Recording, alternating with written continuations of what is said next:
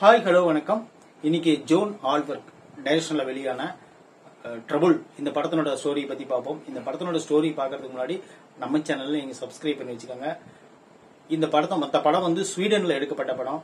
இந்த படம் வந்து ஒரு ஓப்பனிங்ல வந்து என்ன ஆகுதுன்னு பாத்தீங்கன்னா, நம்ம ஹீரோ வந்து ஒரு எலக்ட்ரானிக் பொருட்களை பிட்டிங் பண்றதுல ஒரு நிறுவனத்துல வேலை செஞ்சிட்டு இருக்காரு.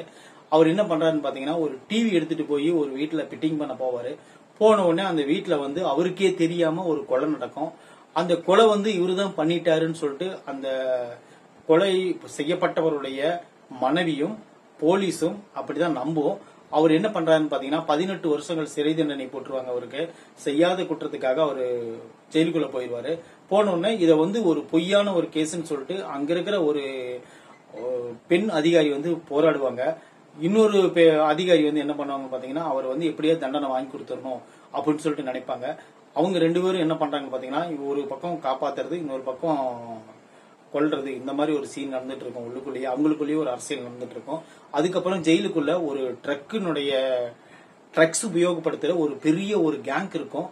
அந்த கேங்க் வந்து என்ன ஆகுதுன்னு பாத்தீங்கன்னா, அந்த நாட்டுல அந்த ஜெயில இருந்து தப்பிச்சு அவங்க நாட்டுக்கு போறதா அவங்க பிளான். அதனுடைய என்ன பண்றாங்க பாத்தீங்கன்னா, இவருக்கு விமானம் ஓட்ட தெரியும்னு சொல்லிட்டு இவங்க நம்பிட்டு என்ன பண்றாங்க பாத்தீங்கன்னா, இவரையும் சேர்த்து தப்பிக்க வைக்கிறாங்க. அங்க போன உடனே இவருக்கு விமானம் ஓட்ட தெரியறது இல்ல. அப்புறம் என்ன பண்றாங்க பாத்தீங்கன்னா, அவர் தப்பிச்சு வெளியே வந்துறாரு. மறுபடியும் அவங்க போலீஸ்ல மாட்டிக்கிறாங்க. மாட்டின உடனே இந்த கொள்ளை கும்பல கிட்ட இருந்து மாட்டிக்கிறாரு. அந்த கொலை கேஸ்ல இருந்து போலீஸ் கிட்ட இருந்து மாட்டிக்கிறாரு. இவங்க ரெண்டு பேர்த்துக்கிட்ட இருந்து இந்த ஹீரோ தப்பிச்சாரா, இல்ல அந்த பொண்ணோட ஆசையான குதிரை வாங்கணும்னு சொல்லிட்டு அவரோட மகள் ஆசைப்படுவாங்க.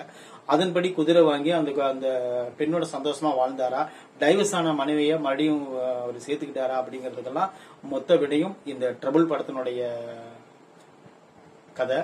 இந்த படம் வந்து ட்ரூல் அப்படின்னு தான் ஃபர்ஸ்ட் ஆரம்பத்துல ஓபன்ல வந்து ஒரிஜினல் நேம் அதுதான். ட்ரபுள்னு வந்து எல்லா லாங்குவேஜிலும் பேன் இண்டியா படமா கொடுத்ததுனால ட்ரபுள்னு பேர் வச்சுட்டாங்க அந்த படத்துக்கு.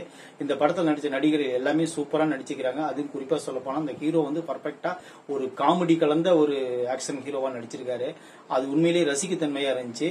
அதாவது எவிடன்ஸுக்காக என்ன பண்ணுவாங்கன்னு பாத்தீங்கன்னா, ஒரு டிவியில வந்து அந்த காட்சி பதிவாயிருக்கும். அது வந்து வேற எதுவும் யூஸ் பண்ண முடியாது. அந்த டிவியில மட்டும்தான் அதை பார்க்க முடியும்.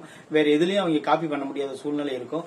உடனே என்ன பண்ணுவாங்க பாத்தீங்கன்னா, எவிடன்ஸுக்காக அந்த டிவியே தூக்கிட்டு எல்லா இடத்துக்கும் போவாங்க ரெண்டு பேரும். அதாவது அந்த நல்ல போலீஸ் அதிகாரியான அந்த பெண்ணும் இவரும் ஹீரோவும் ரெண்டு பேரும் அந்த டிவியை எடுத்துட்டு ரெண்டு பேரும் போயிட்டு அங்க போய் காமிக்கிறதுக்கு போவாங்க.